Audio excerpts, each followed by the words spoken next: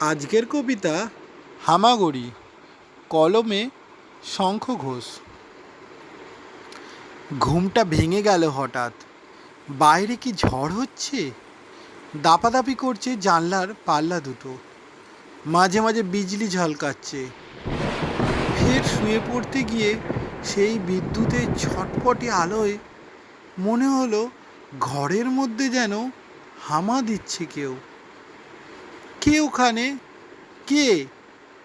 হামা কোনো শব্দ করে না। উঠে আসি কাছে, আবারও জিজ্ঞাসা করি, কে আপনি? কি চান? সে তবু নিশ্চুপ থাকে। এ কোণে ও কোণে ঘুরছে, মাথা তুলছে না কিছুতেই, চোখে চোখ নয়। কিছু কি খুঁজছেন আপনি? শুনতে পাচ্ছি।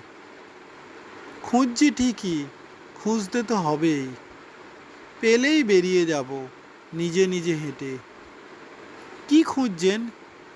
মিহি স্বরে বললেন তিনি। মেরুদণ্ডখানা। সেই মুহূর্তে বিদ্যুতের ঝলকালো ফের।